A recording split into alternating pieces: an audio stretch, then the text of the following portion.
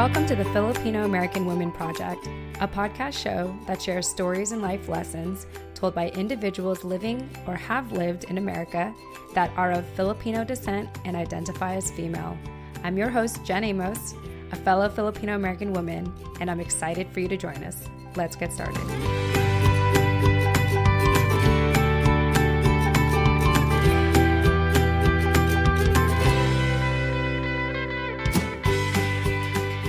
All right. Hi, everyone. Jen Amos here with the Filipino American Women Project podcast show. And as always, I have my incredible co-host with me, Nani Dominguez. Nani, welcome back to the show.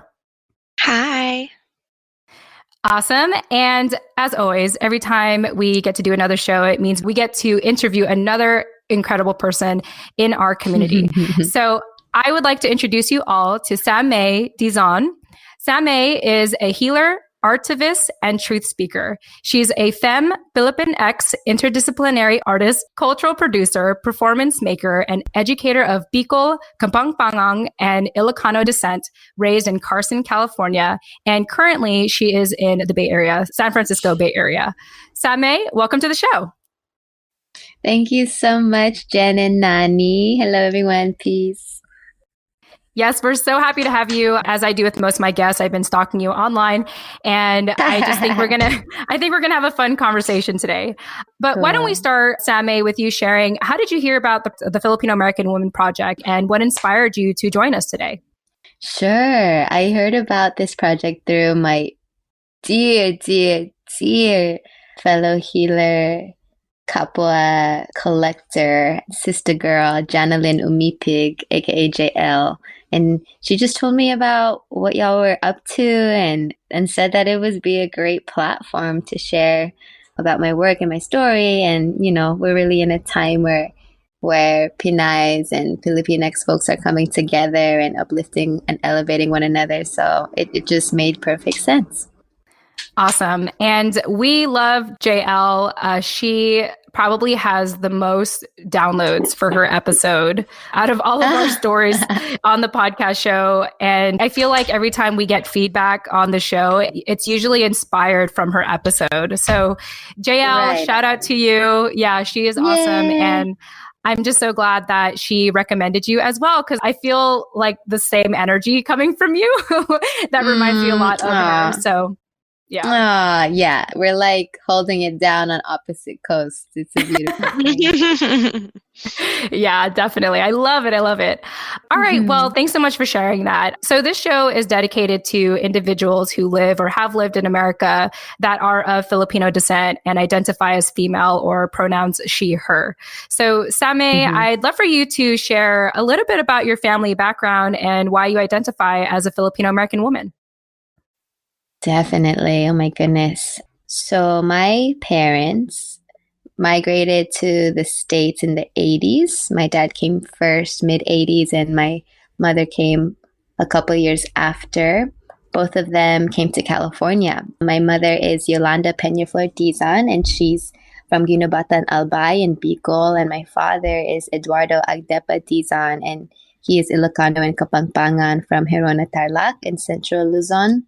I was born in California in Tongva territory. I grew up in Carson, California, a place where there are hella Filipinos. And so that was never a question for me. I've always known my heritage and my identity to that extent of just like really just seeing, you know, myself and everyday representations of myself and our people growing up. And I would say my family is, you know, we didn't bring the whole family to the States, so to speak. And I think everyone really does have their own unique trajectory of migration and journey. But for example, my mom is the oldest of 7, and she's the only one from her family in the States. My dad is the youngest of 6, and he's like one of 3 of the total siblings who came to the States. So for the most part growing up, even though I grew up around hella Filipinos, I didn't grow up around a lot of blood family. So my journey, I would say, in, you know, coming from a child to adolescence to adulthood has been really about bridging that gap culturally and through bloodline, and really finding that connection of being in the in-between and this liminal space of feeling like really that home is the Philippines, that motherland is the Philippines, and at the same time really honoring and being in reverence to the homes and the lands that have embraced me, that have, taken hold of me and maybe adopted me in some ways. So being LA, Tongva territory, and the Bay Area, Ramaytush Ohlone territory. Awesome. Well, thank you so much for sharing that. I'm curious to learn a little bit more about why it's so important to you to talk about the original names of these cities. I mean, I feel like there's an obvious answer to it, but I love that you mentioned that. And I'd love to hear more about why it's so important for you to say that, to mention the original territories. Most definitely. So I think, well, first of all, right, growing up in the States, in California, in Carson, that was not a thing. And even now, it's very much something that's growing, something that's more and more, I would say, becoming a part of the infrastructure, especially here in the Bay Area, where we are very much leaders in the work of decolonization and re-indigenization. And so as an artist, as a cultural producer, I really work within that space and that role and that responsibility as someone who is working to share and create from a place of honoring ancestry and reclaiming our pre-colonial traditions and knowledge bases.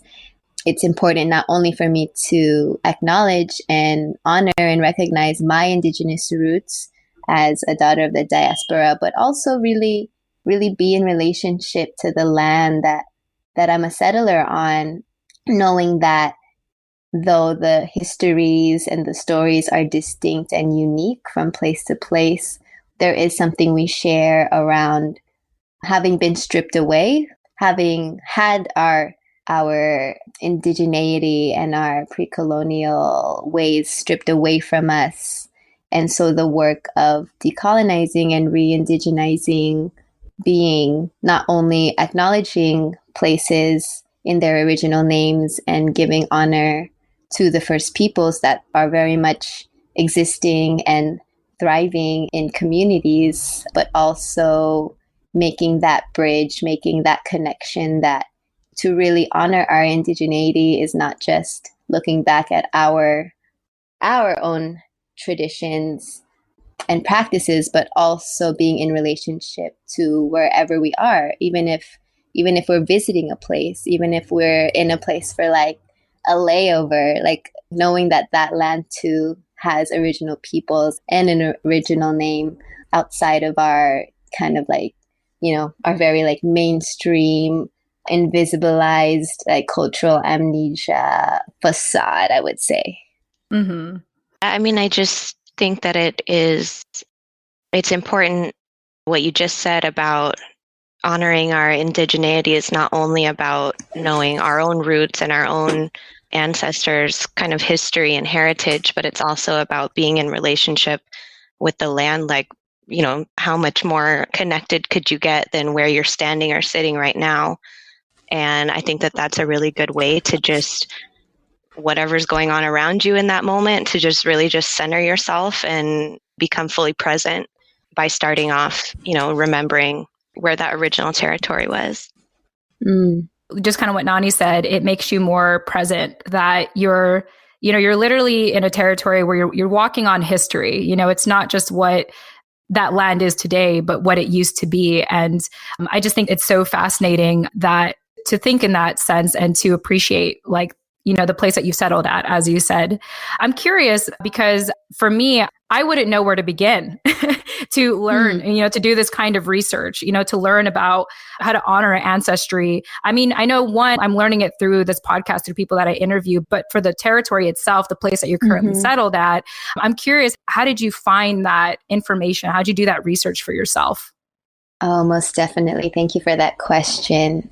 I'm a young person, or I would rather say I'm a 333-year-old grandmother in a young person's body, right? And so I really give big ups to my mentors and my teachers who really saw me, saw me early on before I could even see my own self and what I had the potential for, and really what my sacred path is in this life on this earth. So one of those magnificent beings, his name is Jack Gray, and he's a Maori contemporary artist and scholar based in New Zealand or Aotearoa. And in 2014, I was senior at Cal, UC Berkeley, in the dance and performance studies department. I was doing a project where he came as a guest artist, and the piece that we collaborated on was called Turanga Waiwai, and that's a Maori word for standing place. And, at the time, I was really just 180 from where I am right now, and very much, I think we, as a society, kind of like use the word lost and maybe like overuse that word. Mm-hmm. But if there was a time in my life where I was lost like that, that is definitely that time. And I was really, really blessed. I was really fortunate to just kind of be rerouted, by spirit, by the ancestors that year, and to share space with Jack Gray. And in this work, it was about really understanding your place and how to stand strong and stand in your resiliency, knowing that you have indigeneity, knowing that you do have an ancestral land and ancestral home, but may not be on that land and may not be in that home or even have any knowledge of that home. So it was really about how do we stand in our standing place, as settlers, as occupiers, as guests of other First Peoples lands. And so that was actually the first time I came to know who the Ohlone were. And I think in retrospect, it's kind of like, it blows me away to think about that was the first time I was like, oh, wow, there are First Peoples here, and they're not extinct. They're not endangered, so to speak, right? Because we do, as an American society, really, we do a terrible job of honoring and recognizing and just shining light on those really hard and traumatic histories that are a part of our country's narrative. And so I would say, like, as a young person, right, I remember being maybe in 3rd or 4th grade and learning about the Trail of Tears. And I actually remember like being in my classroom, like I remember my eyes like welling up, like as a child, and not really like, I couldn't really understand. I couldn't understand how that could have happened. I didn't understand how our nation could have let that happen, right? Because you're this young person in a migrant family, and you're on this like American dream path really early on. And then you're just sitting there like, but wait, that's hella fucked up. And why does it only get this small paragraph in my like 500-page history book, right? So I remember that memory as a child. And then fast forward to 2014, when I really had my first exchanges with First Peoples of a land that I, was calling home. It was really like a veil was taken off, it was like the glass shattered and I could just see things more clearly or see things for what they were. And so that process really helped me to understand the importance of being in relationship with First Peoples and the histories of the land in conjunction with my own personal research and history of my family and our ancestral lineages. Oh, that's awesome. So note to self, I need mentors and teachers. Yes. Yeah. And that's the trippy part, I think, because, like prior to that experience, I had spirit not rerouted me there, I would have still probably not really known, any of that. And I think it's very common for us to just not know because it's not embedded in our mainstream culture. But I think now in 2019, we do have so much more resources available, whether online or through social media. There's just more visibility of Indigenous peoples and Indigenous media, and also spaces, just community spaces where there is more intercultural exchange and an encouragement of folks to just learn, to just sit and be together and learn and be uncomfortable and be in this discomfort of getting the glass shattered. Mm-hmm.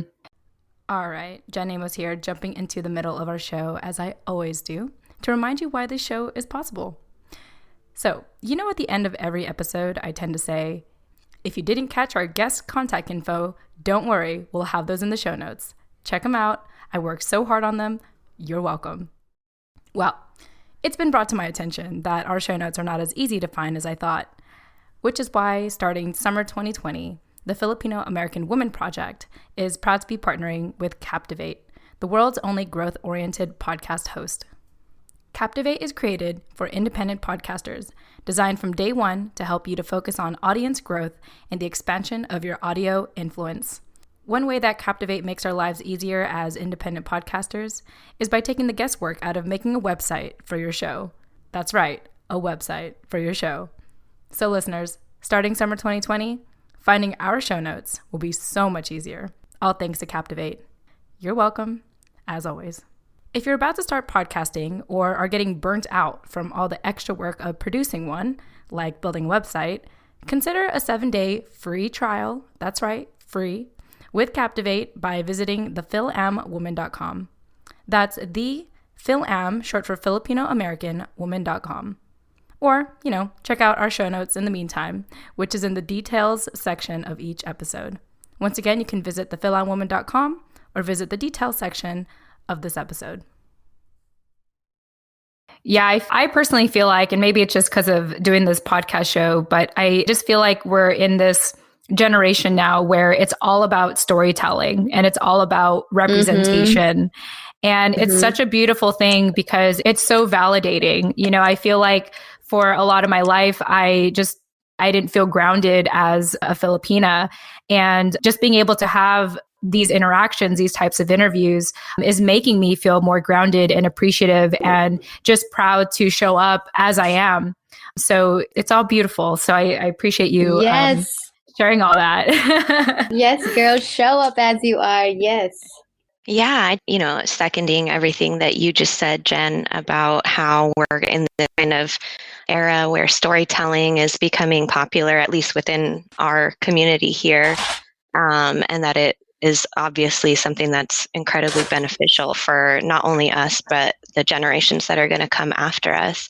And with that said, there's only a handful of people, really, it seems, that have this kind of knowledge about, original territory and indigenous land and things like that. And so you being one of those people, no pressure, but we're here, we're all here to learn a lot from people like you and JL. And so I think it's just important to, again, keep you talking. Yeah. Yeah, we need to bring you and JL on the show, maybe on a quarterly basis. Oh my gosh. That would be great. That would be so good for us because we're so busy and it's hard to catch each other. Yeah. But a scheduled time. And the time difference. Great. Yeah. We should do that. Time difference. Yeah. No, definitely. Okay, noted for the future. Beautiful. Well, Sammay, thank you so much for sharing a little bit about your background and just the importance of honoring our ancestors, not just back home, but where we currently live, like the land that we are settled in currently. So thank you so much for that. Let's go ahead and fast forward to today. As I mentioned, I have been stalking you online. But for people that don't know you and have not stalked you online yet and will after this interview, why don't you give people a snapshot of your life today, particularly what keeps you busy and most excited about life nowadays? Sure. Yeah. For sure. Wow. Oh my gosh. Thank you for that question. What makes me excited for life nowadays? That's such a great question to ask. I feel like in December of like the last month of the year because it is this deep reflection, right, of all that's happened this past year and kind of laying some intentions and groundwork for next year for this big like 2020 vision.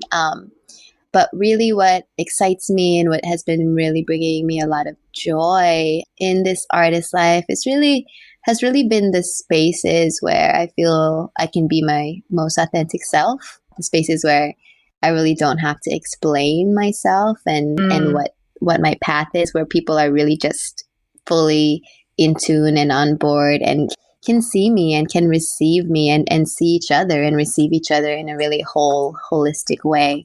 So I'm a company member of Embodiment Project, which is a hip hop political theater company here in the Bay Area. And we have this work called X-Rated Planet that we just previewed this past weekend in Oakland in Hui Chin. And it traversed sexual trauma and intergenerational trauma and just all of these things that we have a really hard time talking about in everyday conversation. So there were some really courageous, or we say vulnerageous, storytelling happening through dance, spoken word, live song, to really promote and model what healing and restorative justice can look like through performance ritual. So that's a big thing that gives me joy, just getting to be in that process with fellow kin. We're like this intercultural tribe of like ancient beings in young people's agile bodies. Yeah. Who are really telling stories that bridge past, present, future in order to really recreate destiny, as our dear friend Sarah, who is the director of Destiny Art Center, this incredible youth organization in Oakland, had said after our show was that we were literally recreating destiny. And I think, as someone who just really remembers the dialogue around manifest destiny as a young girl, like to recreate destiny is really a place that I'm like sitting in and dancing within nowadays. And then also I facilitate these embodied storytelling workshops here in the Bay Area called Duluyan being a Filipino word for vessel. And I really have no words. Since 2014, I really have been trying to understand my role as an artist in the larger work of decolonizing and re-indigenizing, and now really having a good hold on my own professional artist life as a dancer, as a performance artist, and just being really in the multidisciplinary realm of the work. I truly feel Duluyan is a place where I can be fully in my practice of what I'm supposed to be doing on this earth, or what I am already doing and am meant to be doing, which is really assisting our kapwa, our kin in returning to our bodies, in returning to our embodied histories through movement, through music, through prayer, through circle. And so that in a lot of ways is my way of bringing the work outward, because I do feel like as a professional artist, you just don't meet artists of color every day who are doing the work that myself and my kin are doing, and it's just like the reality. And so to create space for folks in the community who have full-time jobs, who might not get to take a dance class or might not feel comfortable in like traditional, like more Western based therapy and healing spaces, Duluyan is really a place where we get to be in our bodies and be in our bodies in a really unapologetic way, in a holistic way, in a social and emotional responsive way, in a healing trauma centered way. So that is, that's like, I feel like that space is beyond joy giving to me. I think it's really life purpose giving to me. And I get the beautiful opportunity to also teach throughout the city at schools as a teaching artist. So being with the young ancestors like undoubtedly gives me joy in all these other ways of just getting to like be my inner child and do that healing work. And just one more that I'll add would be I've been really working on my music this past year, and that has really been a dream since I was a little girl to like really perform, like singing and dancing. You know, I used to want to be a pop star, but now of course it's taken a different trajectory. That is exciting to me because as an artist who's usually in the live performance realm and theater realm, I just don't get as much opportunity to disseminate the work in a more widely received platform. So with the music, I'm really seeking to use that to just reach more audiences. And I actually have a new music video coming out this month, I believe on the 22nd, and it's called Blood, and it's really about reclaiming our ancestral magic. And I think I'm excited. I think you're gonna love the video. It's really like it's just uplifting, like all of these things, stories, taboos that we've been working hard to reclaim. I would say, especially in this generation. Yeah, absolutely. And just hearing you talk this entire time, you just sound so centered, and you sound like you are, it sounds like you're in your element, you know, like you're just doing a lot of things that well, it sounds like you're doing a lot of things, you know, emphasis on a lot, you know, but that fulfill you and that satisfy you. And, you know, I myself too, I consider myself a very eclectic person. I don't just do one podcast show. I have like 4 podcast shows, and I have like other projects. And, you know, I feel like I'm an artist in my own way in the work that I do. But all of it collectively makes me feel like I'm in my element, you know? And so I feel that from you when you're talking, just, you know, how passionate you are. And I like how you said that you're around people or you're doing things where you don't feel like you have to explain yourself. And to me, that just tells me that you've kind of found your tribe. You know, you found like just the right group of people or types of people to be around, to be your best self. So I just wanted to acknowledge that. And I just think it's so cool. It just sounds like you find the most joy when you're in community with folks that, like you said, you can process in connecting with their heritage and teaching them, you know, this knowledge that's really just not readily available to us. Yeah. And so that's all I was going to add, was just that it sounds like maybe that's you found your purpose in all of this exploring that you've done with the different organizations you've worked with your music endeavors and everything. And it is beautiful to kind of witness you really coming into, I don't know if you would refer to it as your purpose, but that's what it sounds like from our end. Yeah, definitely. A dear friend coined it to me as my higher proposal, and I've been using that. Yeah, doesn't it kind of like give you like, how you I like that. I'm gonna have to use that. That's beautiful. Well, keep up the good work, Sammay, and just it's amazing. And I always admire our fellow Pinais, especially the ones that are really good at articulating where they are in life and what they're doing and their purpose. So I've loved listening to everything you've been saying so far. Yeah, it's so beautiful to be received by you both, and you know, it feels really easy. Yeah. It's so nice to know that we have not met in person in this physical life, but that there is that like immediate sense of kapwa. I think that's so beautiful and so special to who we are as Pinais. Yeah, and and I third that. I also want to add, I'm glad that you said that although we haven't met, you know, in person yet or physically, that there's this connection. And I feel like that's what I love about doing this podcast show is for some reason, when people join us on our show, because we don't see each other, I think we listen to each other that much more. And I think it just promotes a more engaged conversation. So I love it, and I love it all. And I appreciate you all doing this with me on this show, because I always like joke to Nani and everyone that we're just making up this project as we go. And it's just been so fruitful. Just being open to it, like just being open to like what stories will come in and who wants to get involved. So yeah, it's just really awesome. Yeah. All right.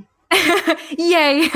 All right. Well, let's go ahead and get into really the purpose of the show, which is sharing a life lesson and a story. And I love this part because to me, I feel like this is why the show exists is, one, to understand that there are people that look like us or come from the same motherland as us that, although it seems like we have so many similarities, there's also so many differences that we have. And I think just learning from our stories really expands our worldview of each other and our place in this world. And also what keeps me going and doing the show is just hearing these life lessons. And because it can apply, like when I edit these shows, I just think, oh man, that's a good lesson that I could apply for today. So, Sammay, for your life lesson and story today, you wanted to share that when you are not aligned with your higher purpose, the universe is going to let you know. So I'd love for you to, yes. So I would love for you to elaborate on that and share maybe an aspect or a story in your life that led you to that life lesson. Hey everyone, Jen Amos here, taking a quick break in between our interviews as I always do, to actually talk about a new resource that I have personally been using for a couple of weeks now called 7 Cups. I want to give a shout out to Asia Hilario, who shared this resource in episode 29. So check it out. We live in a world where you can be surrounded by people, but still feel lonely, with nobody to turn to when things get rough. But being heard is an important part of being human. Psychologist Glenn Mariotti, I think that's how you pronounce his last name, saw that there was great power in listening, but he knew not everyone had someone to talk to. He started to wonder, how can I make being heard a reality for everyone? And that's why 7 Cups was born.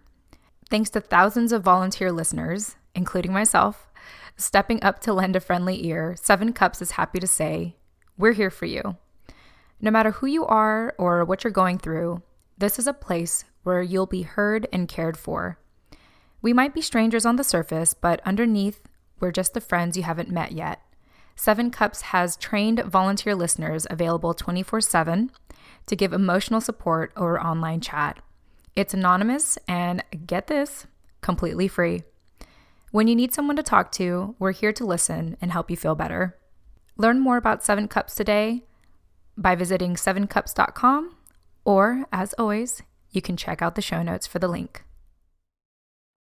Most definitely. So earlier in this interview, I shared about a time in my life in 2014 where I was a senior at Cal, and in this process with my mentor, Jack Gray, around indigeneity and just that could not have come at a more perfect time, because I was in what I like to call a toxic non-relationship. And in conjunction with that, really, I think coming into my consciousness about the entire world and my place in the world. And when you start to have that opening and cracking of the shell, things and people start to, in some ways, like morph, I would say, in your eyes, and you just start to see truth, just like plain hard truth,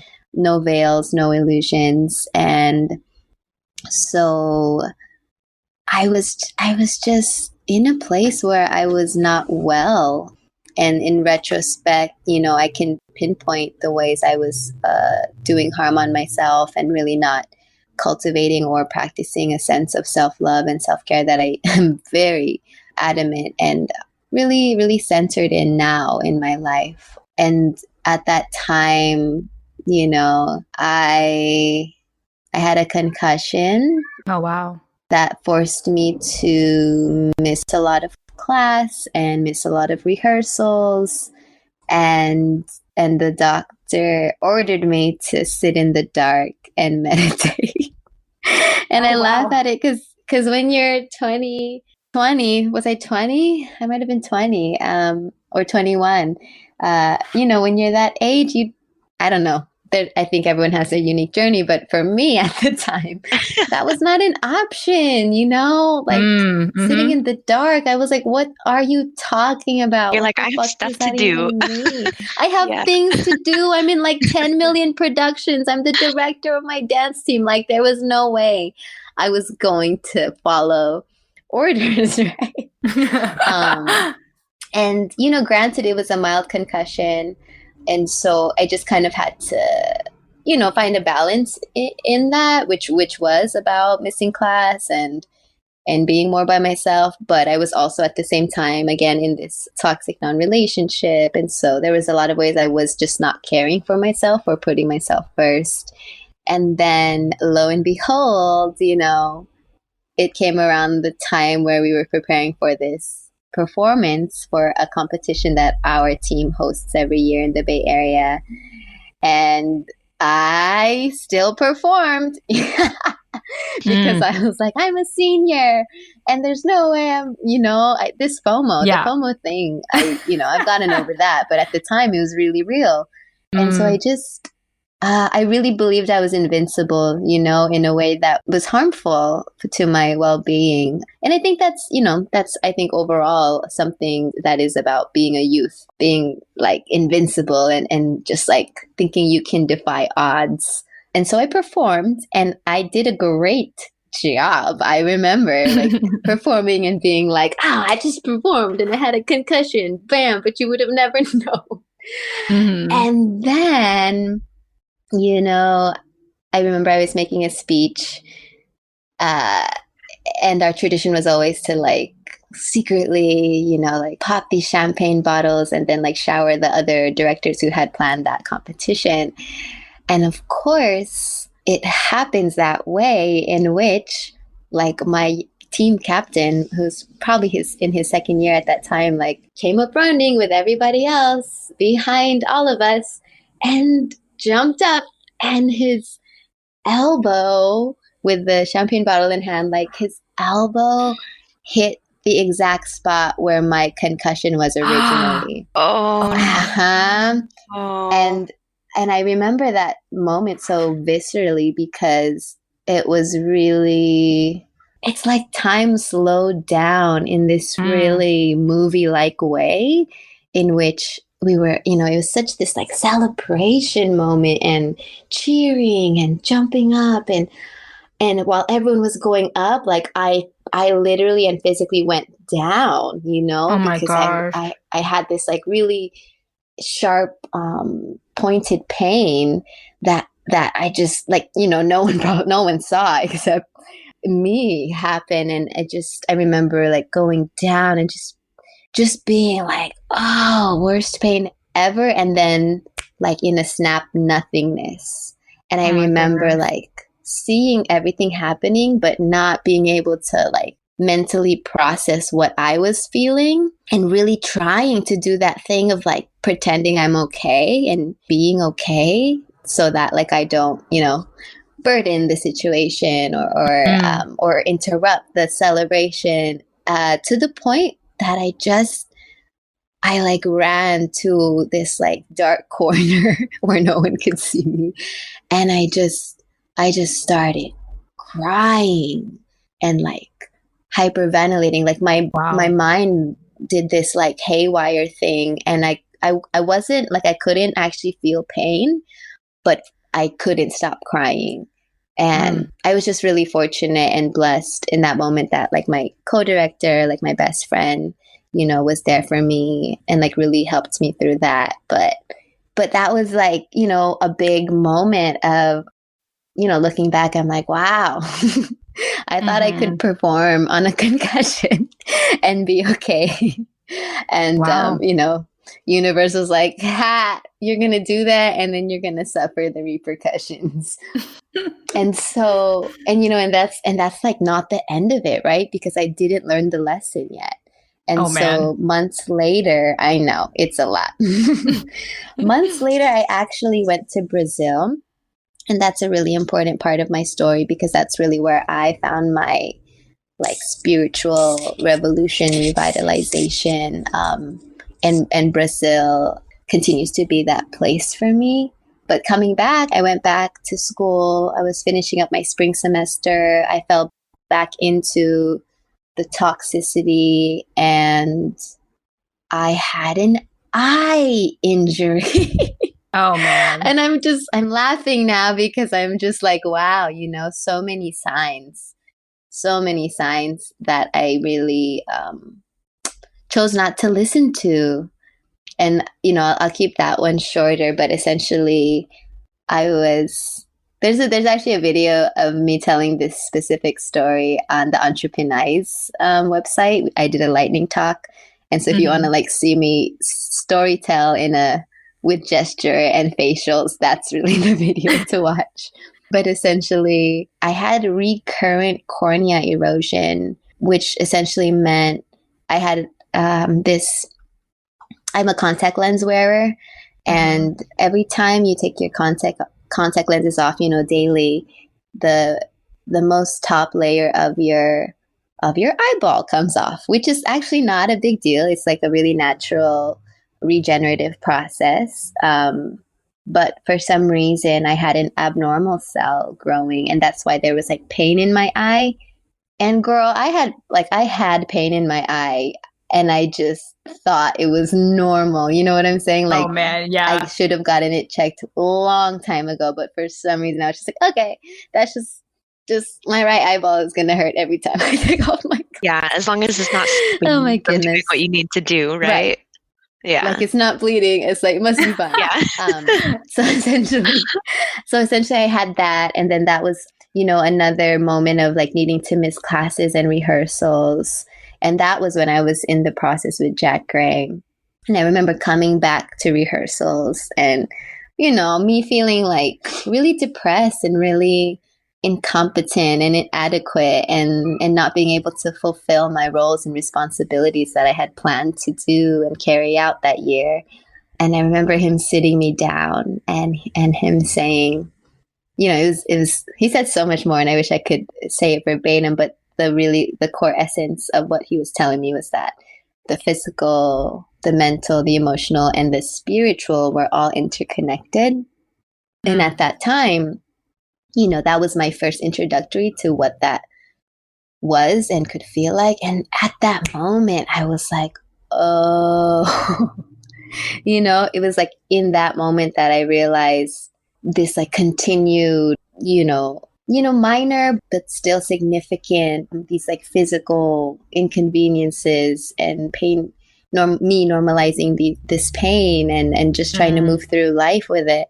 It hit me in that moment that it was a much larger thing, that actually I had to look at my life in all of its minute and minuscule and nuanced capacities and really understand what was off and what was imbalanced and what was I sacrificing in order to keep up with this like facade, this outer image, right? This feeding of ego, of something, of someone that I was trying to be, but really was not inherent to my inherent path and sacred proposal. So it was a big life changer, you know. And after I graduated, I took some serious time off from life, and I kind of like came into my shell and actually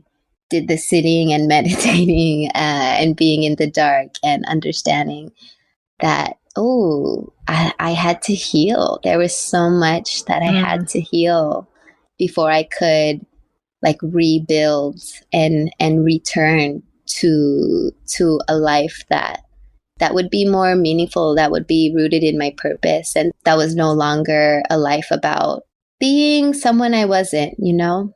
And thus, my life lesson, and we talk about this a lot actually in Deluyan, you know, folks come with physical ailments and talk about their chronic pain. And, you know, I'm not at all a medical doctor, but we do a really good job, I think, in community and in relationship and just being rooted in our ancestral wisdom and gifts to know that it is all interconnected and that our pain really does come from things that are seated much deeper than a one-off injury or like that. There's always a deeper reason, and there's always something actually that we need to look at beyond the ankle sprain or beyond the tight neck, that there's actually, an ancestor knocking or a story that really needs to be revealed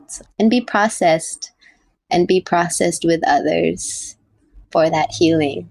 Oh man, absolutely. I feel like the way I can relate to that is with I have eczema. And I remember there was a time where my skin was just breaking out so badly. It usually goes over at one point, my whole right hand was covered in eczema, and I'm right hand dominant. And just like what you said, I normalized the pain. I was like, it's fine. Like, it's okay if I can't shake hands with anyone anymore. Like, no big deal. And long story short, I had a lot of revelations similar to you, where it's like, wow, like by the time it shows on your body, like that's actually a clear sign, that something inside of you is trying to scream at you, and say, hey, like this is not good for you, in your body and your mind, your soul. I just want to thank you so much for your time today, for sharing a little bit about your family background and who you are and what you represent, and how, in our perspective, it seems like you're in alignment with a lot of things, thanks to the universe letting you know. Yes, thank you. and we're just so grateful to have you today. For people that feel moved by everything you said today on our show, how could they get a hold of you? How could they find you online? Oh, definitely. Please visit my website, sammaydizon.com. Follow me on Instagram at sammaybabay, SAMMAYBABAY. Drop me a message. Come through to Deluyan if you're in the Bay Area. And let's get connected and let's cultivate. Thank you so much for being here and for sharing your story with us. Oh, thank you. Thank you both, Jen and Nani. Awesome. All right. Well, listeners, if you did not get that contact information, don't worry. I'm always super generous about the show notes. So check that out. I work really hard on those show notes. Check them out just to humor me. Really appreciate it. Sammay and Nani, I want to thank you both for a wonderful conversation today, and also to our listeners for listening in as always. Thanks so much. And we look forward to speaking with you in the next episode. Tune in next time. Yeah. Blessings, fam.